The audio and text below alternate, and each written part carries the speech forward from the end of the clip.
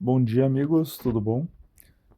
Eu sou o Leandro e estou começando aqui meu novo canal, o segundo canal, né, na verdade, que é um clube de leitura, o Aquarius Clube de Leitura. Vamos ver como é que eu faço o nome depois. E é sobre livros muito especiais para mim, que eu vou dividir com vocês um pouco aqui, pelo menos, deles. Agora, nesse primeiro vídeo, eu vou fazer um resumo dos principais livros para falar para vocês, depois com mais calma, depois um videozinho para cada um dos livros, porque é muito assunto, né, para cada um dos livros. Então, começar com um aqui, da Elizabeth Baldwin, lançado, acho que a primeira vez em 1985. É uma escritora que foi lançada, não sei se ela é francesa ou foi lançado na França. Então, Um Amor Conquistado, o mito do amor materno, conta a história de uma forma muito crítica e com muitos dados de datas e eventos importantes na história da humanidade e do Brasil, sobre o papel da mulher como esposa, como mãe, desde a época que Paris era o centro da civilização ocidental. Assim como hoje talvez seja Nova York ou foi Londres antes, mas antes era Paris, e daí faz um retrato muito importante, eu diria, não bonito porque fala das muitas atrocidades que cometeram contra as mulheres, né? E cometem até hoje, né? Infelizmente. Então, um outro livro para mim importante é sobre Alexandre o Grande. Esse macedônico, o, o grego, né, porque a Macedônia depois foi incorporada à Grécia, e foi um grande conquistador do mundo ocidental, e foi até o Oriente, né, ele foi, na verdade, até o rio Hindu, conquistando todo o Oriente Médio, Egito, onde foi conclamado faraó. É, ou seja, foi se tornando um deus por onde passou, né, na verdade, porque ele abriu espaço para as cidades, os países que ele passava e dominava, para as pessoas poderem ser quem elas queriam ser e adorar os deuses que elas achavam importantes, gostassem. Então isso foi pegando muito respeito e admiração dos povos por onde Alexandre o Grande passou, né? Porque ele foi muito grande mesmo. Mas morreu logo depois de chegar no Rio Hindu, lá na Índia, antes de voltar pro glorioso e deslumbrante império que ele criou, mas vai ficar para sempre na história como das pessoas mais importantes, ah, na minha opinião, pelo menos, né, da história. Agora, aqui para falar de um grande pesquisador brasileiro que já entrou para a história como o pai da aviação, né? Embora se tenham brigas ainda no judiciário do mundo, porque os Estados Unidos reivindicam que tiveram irmãos que projetaram um avião antes do Santos Dumont, mas ele foi o grande, puxando agora um pouco a brasa para nossa sardinha aqui do Brasil, ele com certeza foi o primeiro, e não foi um planador, como aparentemente foi, eu acho, dos irmãos americanos. Bom, não sei, eu não tenho uma história detalhada sobre esses irmãos americanos. E aqui eu tenho dois livros que, na verdade, é sobre o mesmo assunto, que é sobre Nietzsche, Friedrich Nietzsche, que um é um livro falando dele e o outro é o livro da magnífica Viviane Mosé, brasileira, filósofa, professora de filosofia, fez um quadro no Fantástico muito lindo sobre filosofia há uns anos atrás. Não sei até porque não continuou, porque eu sempre serei fã dela, ela é magnífica. Eu tenho até um livro autografado por ela na Feira do Livro de Porto Alegre, tenho essa honra de ter conversado com ela. Eu já era muito fã dela. E ela me tratou de forma magnífica, como ela sempre é, como ela é como pensadora, como escritora, como pessoa, né? Então aqui um dos primeiros livros de biografia que eu li, quando eu estava ainda no segundo grau, que hoje é o ensino médio, né? Que é do Jorge Caldeira falando sobre o Irineu Evangelista de Souza, mais conhecido como o Barão de Mauá, como vocês veem na capa do livro aqui, né? Que é toda a biografia desse gaúcho magnífico que, na verdade, desenvolveu a sua riqueza quando foi para o Rio de Janeiro, que estava fugindo de casa, ou foi abandonado, não tenho agora, não me lembro ao certo. Mas ele construiu, graças a sendo um aprendiz de guarda-livros, o antigo nome para contador, né? De um inglês no Rio de Janeiro, quer dizer, num estabelecimento comercial. Depois que ele conheceu o inglês, que foi o orientador da vida dele, né, do financeiro dele, ele se tornou uma pessoa tão rica, não só de conhecimentos, né, porque ele saiu do nada, exatamente do nada, e se tornou uma pessoa muito importante no Brasil, sendo responsável pelos cabos de telégrafo uh, que se estenderam do Brasil a Portugal, porque naquela época o Brasil era imperial ainda, era o império de um filho de Dom João, né? Não sei se isso foi na época de Dom Pedro I ou II, mas que ele estendeu os cabos do Rio Grande do Norte até Portugal, que naquela época era o meio de comunicação possível, né? E ele fez a primeira rodovia não, ferrovia do Brasil no Rio de Janeiro, que ele tinha um pensamento, era uma pessoa à frente do seu tempo, né? Assim como o Santos Dumont, aqui, ele também foi uma pessoa à frente do seu tempo.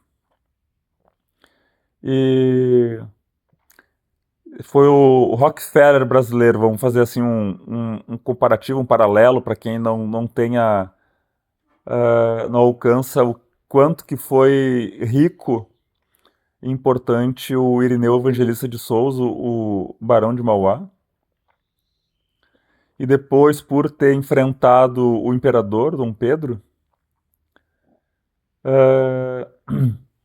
ele perdeu o Banco do Brasil, que estava na mão dele, as outras empresas, e acabou, não como pobre, mas acabou como um fazendeiro do Rio Grande do Sul, voltou para o pago, né, para a terra amada dele, a terra natal dele, e morreu como um estancieiro, um fazendeiro, aqui no Rio Grande do Sul. Esse videozinho já tá ficando um pouco comprido, né? Curtam o vídeo, sigam o canal, compartilhem com os amigos, porque é o jeito de fazer o canal crescer, né? Como eu falei antes. Aqui é um outro livro muito importante, que é o livro Revoluções, que eu comprei numas andanças pelo Brasil, que é um livro muito importante para mim. Ele retrata as revoluções populares sociais. Então, tipo, é um livro que fala sobre as barricadas de Paris, fala sobre as revoluções na China, no Brasil, no mundo, é um livro realmente muito importante. Sobre, agora, continuando sobre os filósofos internacionais, né, artistas, né, esse aqui é um artista, além de pintor, um inventor maravilhoso, um projetista, inventor, construtor. Eu fui nos 500 anos da morte dele, que foi, deveria ser comemorado no mundo, né, mas foi comemorado na Itália com muita força, e eu fui conhecer um pouco desse meu. Eu sou fã dele, né? Ele é meu ídolo, Leonardo da Vinci, que é Leonardo da Vinci porque Vinci é uma cidade próxima a Florença, a Firenze, né? Mas eu fui a Roma e depois fui a Florença, a Firenze, onde desde Roma já tinham museus e várias exposições das obras do Leonardo da Vinci, que já faz mais de 500 anos da morte dele, né? Mas ele, além de fazer pontes e melhorar as proteções dos castelos, que foi a época que ele viveu, né? Que ele era pago por isso, que era assim a maneira dele se sustentar, com a pintura e com as construções. Nessas exposições eu vi também um traje submarino que ele criou, que era bombeado o ar, claro, sem motorzinho, sem as, as bombinhas atuais, mas era bombeado ar direto para a pessoa que estava dentro do traje. Isso permitiu o primeiro traje subaquático respirável do mundo. Foi por obra do Leonardo da Vinci. Isso foi uma das obras, né, desse maravilhoso inventor, construtor, pessoa, né? Para mim é muito importante que as pessoas sejam considerados não só pelas suas habilidades, mas por serem pessoas, que aí já define muita coisa, né? Tem pessoas muito ruins, mas pessoas muito boas e muito inteligentes, e o Leonardo da Vinci é uma delas, com certeza. O Nietzsche é outra, Trotsky, bom, muitos outros. Vou falar de mais alguns que já estou chegando agora a 13 minutos desse vídeo inicial. Desculpa, pessoal, mas se vocês estão aqui, vocês devem estar gostando, eu imagino, né? Então, esse livro aqui, que foi um livro muito especial, quando eu estava fazendo veterinária e fiquei na Codelaria de Rincão, no interior de São Borja, no Rio Grande do Sul, que o exército tinha aquela área, não sei se ainda tem, mas tinha na época 400 éguas em cria. Então fornecia não só cavalos para o exército, para a cavalaria do exército, né? Mas para as brigadas ou para as polícias militares. Aqui no sul nós chamamos brigada militar, né? Por questões históricas. Mas para a polícia militar no sul e no Brasil. E lá eu acompanhei veterinários muito capacitados a cuidarem das éguas e dos garanhões, que tinha um estábulo também com uns de 10 a 15 garanhões, cavalo crioulo, quarto de milha, prancheirão, cavalo inglês, cavalo de hipismo brasileiro, que é tipo é uma mistura com o cavalo inglês e com o hannoveriano, né, que tinha também lá. Ou seja, tinham muitas raças. Esse animal magnífico que é o cavalo, né, que está com o homem desde da pré-história, né, do homem aqui pelo menos. Eu acho que foi o cavalo e o cachorro foram os primeiros animais domesticados, né? Os animais domésticos, como se chama na veterinária. Eu sou veterinário também, né? Ah, esse livro aqui é de é um outro filósofo maravilhoso, que é o Khalil Gibran. O Khalil Gibran, Khalil, né? que é O Profeta, que é o best-seller dele, que, embora ele seja do Oriente Médio, ele se destacou quando ele foi viver nos Estados Unidos e foi lá professor de universidade e escreveu várias obras, dentre ele O Profeta, que é maravilhoso. Se vocês tiverem acesso, porque consegue em sebo, acho que não consegue em livraria mais. Eu consegui esse num sebo. Mas a parábola sobre o trabalho e sobre os filhos são as mais lindas, na minha opinião. Se vocês gostarem aí, sigam o canal e peçam nos comentários. Ah, esqueci de falar, coloquem nos comentários também. E peçam que eu possa fazer um outro vídeo só sobre essas duas parábolas, que elas são magníficas e não são tão grandes. São de 1 a 2 páginas cada uma. Então são parábolas curtas e magníficas. Como o livro todo, né? Se puderem ler o livro todo, eu achava muito importante, porque conhecimento, ele, ele nunca é demais. Ele sempre aumenta, né, de espaço quando a gente adquire. Ele não é limitado, ele vai aumentando. Olha, eu sendo filósofo um pouco.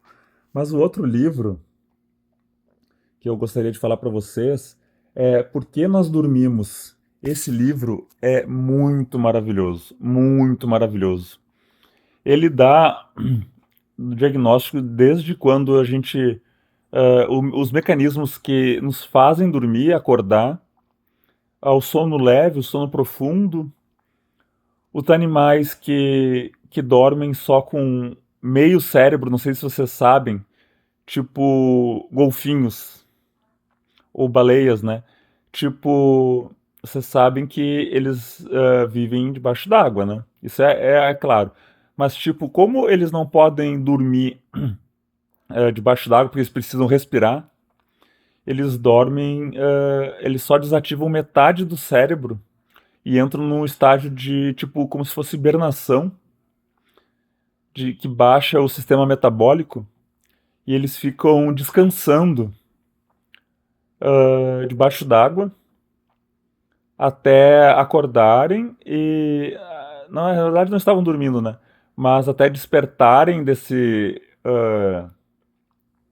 estado de sonambulismo e irem respirar novamente para voltar a encher de oxigênio os seus pulmões. São animais magníficos, né? Os golfinhos. Eu tenho um vídeo muito importante no outro canal que é na Praia de Pipa, mas é na Baía dos Golfinhos, que fica na Praia de Pipa, no Rio Grande do Norte, que eu fui nadar uma vez e uma mãe e um filhote golfinhos vieram nadar uns 5 metros de mim. No início, como um gaúcho que sou, fiquei imaginando que poderia ser um tubarão, mas eu estaria morto, né? Porque se fosse um tubarão. Mas daí eu percebi quando eles voltaram a vir para a superfície da água, ah, eu vi que era uma mãe com seu filhote golfinho, que a Baía dos Golfinhos é tipo uma maternidade, né? Que as golfinhas, as golfinhos fêmeas, vão para dar luz e para alimentar os seus filhotes quando eles são pequenos, para depois irem para alto mar, né? É maravilhoso, é muito assunto, pessoal. Eu estou chegando nesse momento a 19 minutos já de vídeo. Peço desculpas pelo tempo, mas curtam o vídeo, sigam o canal, compartilhem com seus amigos.